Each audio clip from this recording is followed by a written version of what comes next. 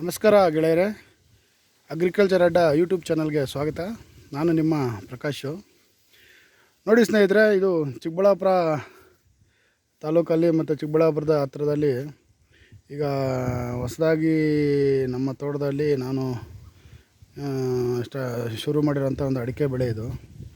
ಅಂದರೆ ಈ ಅಡಿಕೆ ಬೆಳೆಗೆ ಈಗ ಸದ್ಯಕ್ಕೆ 2 ವರ್ಷದ ಮೇಲೆ 2 ವರ್ಷ ಆಗಿದೆ, ಸರಿಯಾಗಿ 2 ವರ್ಷ ಆಗಿದೆ. ಸೊ ನಾನು ಈಗ ಈ ಕಡೆ ನೀರಾವರಿ ಕಮ್ಮಿ ಅಂತ ಅಂತಿದ್ರು, ಆದರೂ ನಾನು ಸುಮ್ಮನೆ ನಾವು ಈ ಚಿಲ್ಲರೆ ಬೆಳೆ ಮಾಡೋಕ್ಕೆಲ್ಲ ತುಂಬ ಕಷ್ಟ ಅಂತೇಳಿ ಏನಾದರೂ ವಾಣಿಜ್ಯ ಬೆಳೆ ಮಾಡಬೇಕಂತೇಳಿ ಈ ಅಡಿಕೆನ ಸ್ಟಾರ್ಟ್ ಮಾಡಿದೆ. ಬರೀ ಅಡಿಕೆ ಅನ್ನೋಕ್ಕಿಂತ ಇದರಲ್ಲಿ ಪಪ್ಪಾಯ ಮಿಕ್ಸ್ ಮಾಡಿ, ಪಪ್ಪಾಯ ಇಲ್ದಿರೋ ಕಡೆ ನುಗ್ಗೆ ಮಿಕ್ಸ್ ಮಾಡಿ ಎಲ್ಲ ಮಿಕ್ಸ್ ಕ್ರಾಪ್ ಮಾಡಿದ್ದೀನಿ. ಅಂದರೆ ಆದಷ್ಟು ಕಳೆ ನಿಯಂತ್ರಣ ಮಾಡೋಕ್ಕೆ ತುಂಬ ಕಷ್ಟ ಆಗ್ತೈತೆ. ಆದಷ್ಟು ಪ್ರಯತ್ನಪಟ್ಟು ಸಣ್ಣದೊಂದು ಟಿಲ್ಲರ್ ತೊಗೊಂಡು ಅದರಲ್ಲಿ ಕಳೆ ನಾಶಪಡಿಸ್ತಾಯಿದ್ರು, ಮತ್ತೆ ಬರ್ತಾಯಿದೆ. ಯಾಕಂದರೆ ಮಳೆಗಾಲದಲ್ಲಿ ಕಷ್ಟ ಇದೆ ಕಳೆ ನಿರ್ವಹಣೆ ಮಾಡೋದು. ಆದರೂ 2 ವರ್ಷ ಗಿಡ ಅಂದರೆ ನೋಡಿ, ಇದಕ್ಕೆ ಸೀಕ್ರೆಟ್ ಏನಂದರೆ ನಾವು ಯಾವುದೇ ರೀತಿಯ ಒಂದು ಕೆಮಿಕಲ್ನ ಉಪಯೋಗ ಮಾಡಿಲ್ಲ. ಪ್ಯೂರ್ ಆರ್ಗ್ಯಾನಿಕನೇ ಅಂತೀವಿ. ಪೂರ್ತಿ ಆರ್ಗ್ಯಾನಿಕಲ್ ಮಾಡಿರೋಂಥ ಒಂದು ಪಪ್ಪಾಯ ಆಗಿರಲಿ. ಪಪ್ಪಾಯ ನೋಡಿ, ಇದು ರೆಡ್ ಲೇಡಿ ಎಲ್ಲ ತೋಟಗಳಲ್ಲಿ ನೋಡ್ದಂಗೆ ರೆಡ್ ಲೇಡಿ ಆಲ್ರೆಡಿ ಹೋಗಿದೆ. ಇದು ನೋಡಿ 3ನೇ ಕ್ರಾಪ್ ಸ್ಟಾರ್ಟ್ ಆಗಿದೆ. ಹೆಚ್ಚು ಕಡಿಮೆ ಇಲ್ಲಿಂದ ಸ್ಟಾರ್ಟ್ ಆಗಿರೋದು ಕಾಯಿ ತಗೊಳಕ್ಕೆ ಇಲ್ಲಿವರೆಗೂ ಆಗಿದೆ. ಇನ್ನೂ ಬರ್ತಾಯಿದೆ, ಮತ್ತೆ ಸ್ಟಾರ್ಟ್ ಆಗಿದೆ ನೋಡಿ. ಇದಕ್ಕೆಲ್ಲ ಮೂಲ ಕಾರಣ ನಾವು ಆರ್ಗ್ಯಾನಿಕ್ ಬೇಸಾಯ ಯಾವಾಗ ಮಾಡ್ತೀವೋ ಈ ಥರ ಬರುತ್ತೆ ನೋಡಿ. ಇದರಲ್ಲಿ ಬಾಳೆ ಹಾಕಿದ್ದೆ, ಅದು ಬಾಳೆ ಹಾಕಿದ್ದು ದೊಡ್ಡ ತಪ್ಪು ಮಾಡಿದ್ದು ನಾನು. ಅದೇ ಬಾಳೆ ಮಾಡಿದ್ದು ನೋಡಿ. ಬಾಳೆ ಎಲ್ಲ ತೆಗ್ಸಿದ್ದೀನಿ, ಈಗ ಎಲ್ಲ ಬಾಳೆ ಕಟ್ ಮಾಡಿಸಿದ್ದೀನಿ.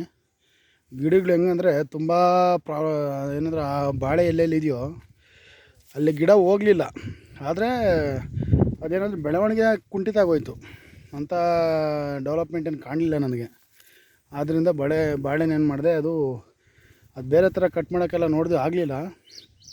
ಈಗ ಕೊನೆ ಪಕ್ಷ ಈಗ ಜನಗಳ ಕೈಯಲ್ಲೇ ಒಂದು ತೆಗೆಸ್ಬಿಟ್ವಿ ನೋಡಿ. ಈ ಥರ ಬಾಳೆ ತೆಗ್ದಿದ್ದೀವಿ ನೋಡಿ. ಬಾಳೆ ಇಲ್ದಿರೋ ಕಡೆನೂ ಗಿಡ ಚೆನ್ನಾಗಾಗಿದೆ. ಇದೆಲ್ಲ ಕಮ್ಮಿ ಬಾಳೆ ಇದ್ದಿದ್ದು, ಇದನ್ನು ಇದ್ರ ತೆಗ್ದಿದ್ದೀವಿ. ಪೂರ್ತಿ ಬಾಳೆ ಮಾಡಿದ್ದೇನೆಂದರೆ ನೋಡಿ, ಈ ಮಧ್ಯದಲ್ಲಿ ಬದಿಗಳಲ್ಲಿ ನಾನು ಕಬ್ಬನ್ನು ಮಾಡಿದ್ದೀನಿ ಇಲ್ಲಿ. ಅಂದರೆ ಸುಮ್ಮನೆ ಜಾಗ ವೇಸ್ಟ್ ಆಗಬಾರ್ದು ಅಂತ. ಯಾಕಂದರೆ ಕಬ್ಬಿಗೆ ಅಷ್ಟು ನೀರು ಕೇಳಲ್ಲ. ನೀವು ಮಳೆಗಾಲದಲ್ಲಂತೂ ನೀವು ಒಂದು ಮಳೆ ಒಂದು 10-15 ದಿನ ಇಲ್ಲ ಅಂದ್ರೆ ಪರವಾಗಿಲ್ಲ, ತಡ್ಕೊಂಡೋಗುತ್ತೆ. ಎಲ್ಲ ಕಡೆ ಕಬ್ಬು ಮಾಡಿದ್ದೀನಿ ನೋಡಿ ಬದಿಗಳಲ್ಲಿ. ಇದು ನೋಡಿ, ಇದು ಪೂರ್ತಿ ಬಾಳೆ ಮಾಡಿದ್ದೆ. ಇದನ್ನ ಪೂರ್ತಿ ಬಾಳೆ ಮಾಡಿ ನೋಡಿ, ಪೂರ್ತಿ ಬಾಳೆ ಮಾಡಿದ್ದು. ಈಗ ಅದು ಬಾಳೆ ತೆಗ್ದಿದ್ದೀನಿ ನೋಡಿ. ಬದಿಗಳಲ್ಲಿ ನಿಂಬೆಗಿಡ, ಎಲ್ಲ ಕಡೆ ನಿಂಬೆಗಿಡನೂ ಇರುತ್ತೆ ಎಲ್ಲ ಬದಿಗಳಲ್ಲಿ. ಈ ಪೂರ್ತಿ ಬಾಳೆ ಮಾಡೋದು ಅದರಲ್ಲಿ ನೋಡಿ, ಕಲ್ಲರ್ ನೋಡಿ ಆ ಥರ ಇದೆ. ಎಲ್ಲ ಫುಲ್ಲೆಲ್ಲ ಅಂದರೆ ಯೆಲ್ಲೋಯಿಶ್ ಆಗಿದೆ. ಅಂದರೆ ಈಗ ಆದ್ರೂ ಜೀವಾಮೃತ, ಗೋಕೃಪಾಮೃತ ಎಲ್ಲ ಮಿಕ್ಸ್ ಮಾಡಿ ಸ್ಪ್ರೇ ಮಾಡಿದ್ದೀನಿ. ಅದು ಸ್ವಲ್ಪ ತಿರುಗ್ತಾ ಇದೆ, ಏನು ಹಸಿರು ಬಣ್ಣಕ್ಕೆ ತಿರುಗ್ತಾ ಇದೆ. ಆದರೂ ನೀವು ಯಾರೂ ತಪ್ಪು ಮಾಡಬೇಡಿ. ಆದಷ್ಟು ಬಾಳೆನ ಅಡಿಕೆದಲ್ಲಿ ಹಾಕೋದನ್ನ ನಿಲ್ಲಿಸಿ. ತುಂಬ ಕಷ್ಟ ಆಗುತ್ತೆ. ಯಾಕಂದರೆ ನಾವು ನೀವು ಯಾವ ಥರ ನೀವು ಮೇಂಟೈನ್ ಮಾಡಿದ್ರೂ ಕೂಡ ಬಾಳೆ ಅದು ಬೆಳ್ಕೊಳ್ತಾ ಹೋಗ್ತಾ ಇರುತ್ತೆ. ಆವಾಗ ಈ ಸಮಸ್ಯೆ ಬಂದೇ ಬರುತ್ತೆ ನೋಡಿ. ಎಲ್ಲ ತೆಗ್ಸಿದ್ದೀನಿ. ಇದಕ್ಕೆ ಸುಮಾರು ಖರ್ಚಾಗಿದೆ ನನಗೆ. ಬಾಳೆ ಹಾಕಿ ಅದ್ರಲ್ಲಿ ಬಂದಿದ್ದಕ್ಕಿಂತ ಬರೀ ತೆಗ್ಸೋದೇ ಕಷ್ಟ ಆಯಿತು ನೋಡಿ. ಯಾವ ಥರ ಕಲರ್ ಆಗಿದೆ ಅದು ಎಲ್ಲ ಫುಲ್ಲು.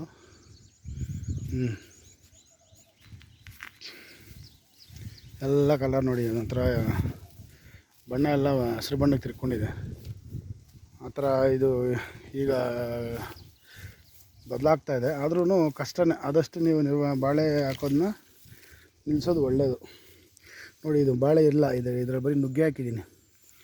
ಅಂದರೆ ಅಡಿಕೆ ಜೊತೆಯಲ್ಲಿ ನುಗ್ಗೆ. ಈ ನುಗ್ಗೆ ಹಿಂಗೆ ಮಾಡಿದ್ದೀನಲ್ಲ, ಇದು ನುಗ್ಗೆ ಮಾಡಿದ್ರಿಂದ ತುಂಬ ಹೆಲ್ದಿ. ಇದಕ್ಕೆ ಅಡಿಕೆ ಗಿಡಕ್ಕೆ ಒಳ್ಳೆ ಆಮ್ಲಜನಕ ನೋಡಿ ಇದರಿಂದ ಬರುತ್ತೆ. ಅದರಿಂದ ಬಂದಿದ್ದು ನಮಗೆ ಅಡಿಕೆಗೆ ತುಂಬ ಉಪಯೋಗ ಆಗುತ್ತೆ. ಆದಷ್ಟು ನುಗ್ಗೆ ಮಾಡಿ ಪಪ್ಪಾಯನೂ ಮಾಡಿ ನೋಡಿ. ಪಪ್ಪಾಯ ಮಾಡಿದ್ದೀನಲ್ಲ, ಪಪ್ಪಾಯ ಮಾಡಿ, ಅದರಲ್ಲೂ ಏನು ತೊಂದರೆ ಇಲ್ಲ. ಒಳ್ಳೆ ಅದು ಎರಡು ಕಾಂಬಿನೇಷನ್ ಚೆನ್ನಾಗಿರುತ್ತೆ. ನುಗ್ಗೆ ಪಪ್ಪಾಯ ಬಿಟ್ಟರೆ ಬೇರೆ ಇನ್ನೇನು ಅಡಿಕೆದೆಲ್ಲ ಹಾಕೋಕ್ಕೆ ಹೋಗ್ಬಾರ್ದು ನಾವು.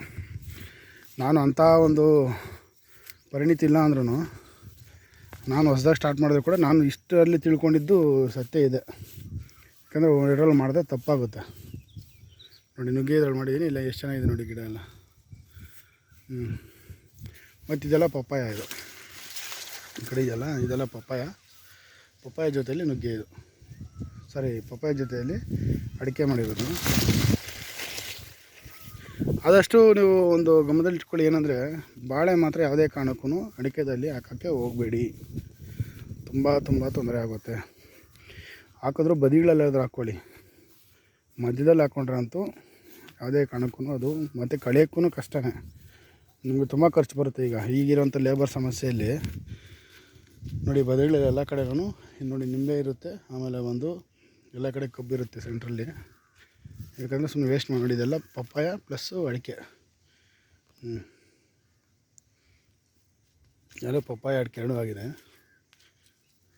ಇದಕ್ಕೆಲ್ಲ ನಾನು ಮಾಡೋದು ಜೀವಾಮೃತ, ಗೋಕೃಪಾಮೃತ ಬಿಟ್ಟರೆ ಇನ್ನೇನು ಸ್ಪ್ರೇ ಮಾಡಿಲ್ಲ ನಾನು ಯಾವುದೇ ಕಾರಣಕ್ಕೂ. ಅಂದರೆ 1-2 ಸರಿ ಮಾತ್ರ ಪಪ್ಪಾಯಿಗೆ ವೈರಸ್ ಬರೋ ಮೂಮೆಂಟ್ ಇದ್ದು ನೋಡಿ, ಆವಾಗ ಮಾತ್ರ ನಾನು ಒಂದು ಕೆಮಿಕಲ್ ಒಂದು ಸರಿ ಸ್ಪ್ರೇ ಮಾಡಿದ್ದು. ಆಗಲೇ ಮಾಡಲೇಬೇಕಾಯಿತು, ಯಾಕಂದರೆ ಅದರಲ್ಲಿ ಜೀವಾಮೃತ ಗೋಕೃಪಾಮೃತ ಬೆಳೆ ಆಗುತ್ತೆ ಅಂತ ರೆಗ್ಯುಲರ್ ಕೊಡ್ತಿದ್ದಾಗ ಅದರಲ್ಲೂ ಸ್ವಲ್ಪ ನಿಮಗೆ ಹೋಗುವಂಥ ಚಾನ್ಸಸ್ ಇರುತ್ತೆ. ಆದರೂ ಒಂದು ಸರಿ ನಾನು ಸ್ಪ್ರೇ ಮಾಡಿದೆ, ಮಾಡಿ ಈಗ ಸ್ಟಾಪ್ ಆಗಿದೆ ನೋಡಿ. ಒಳ್ಳೆ ಶೈನಿಂಗ್ ಬಂದಿದೆ ಈಗ ಪಪ್ಪಾಯ. ನಂಗೆ ಏನಂದರೆ 3ನೇ ಕ್ರಾಪ್ ಆದರೂ ನೋಡಿ, 3ನೇ ಕ್ರಾಪ್ ಆದರೂ ಯಾವ ಥರ ಶೈನಿಂಗ್ ಇದೆ ಕಾಯಿ. ನಾನು ಮತ್ತೆ ವಾರನೂ ತೊಗೊತಾ ಇರ್ತೀವಿ. ನಾನು ಸುಮಾರು 6 ತಿಂಗಳಿಂದ ಪಪ್ಪಾಯ ತೊಗೊತಾ ಇರೋದು ನೋಡಿ. ಇಲ್ಲಿಗೆ ಇದು ಮುಗಿತಾ ಬರ್ತಾಯಿತ್ತು, ಆಗೋಗಿದ್ದು ಗಿಡ ಇಲ್ಲಿಗೆ. ಮತ್ತೆ ನಾನು ಗೋಕೃಪಾಮೃತ ಜೀವಾಮೃತ ಕೊಟ್ಟಿದ್ದಕ್ಕೆ ಮತ್ತೆ ಸ್ಟಾರ್ಟ್ ಆಗಿದೆ ನೋಡಿ.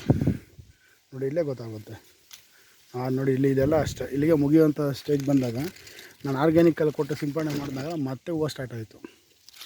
ಆದಷ್ಟು ಇದು ಕೊಡಿ ನೋಡಿ. ಇದು ಒಂದು ಗಿಡ ಹೊಗೆ ಬಿಟ್ಟಿದೆ, ಬೇರೆ ಏನೋ ಸಮಸ್ಯೆ ಆಗಿ ಸುಳಿ ಏನೋ ಬಿದ್ದಿದೆ.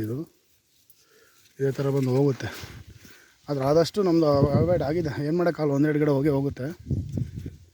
ನೀವು ಅಷ್ಟೇ ದಯವಿಟ್ಟು ಆದಷ್ಟು ನೀವು ಅಡಿಕೆಯನ್ನು ಮಾಡೋರಿದ್ದರೆ ದಯವಿಟ್ಟು ಬಾಳೆ ತರಬೇಡಿ, ಪಪ್ಪಾಯ ಇವೆಲ್ಲ ಮಾಡಿಕೊಂಡು ಆದಷ್ಟು ನೀವು ಆರ್ಗ್ಯಾನಿಕ್ ಮಾಡ್ಕೊಳ್ಳಿ. ಯಾಕಂದರೆ ಲೈಫ್ ಇದೆ. ಈಗಂತ ಹೇಳ್ತಾ ಒಂದು ಯೂಟ್ಯೂಬ್ ಚಾನಲ್ನ ಒಂದು ಕಾರ್ಯಕ್ರಮ ಮುಕ್ತಾಯ ಮಾಡ್ತಾಯಿದ್ದೀನಿ. ವಂದನೆಗಳು. ಜೈ ಕನ್ನಡ.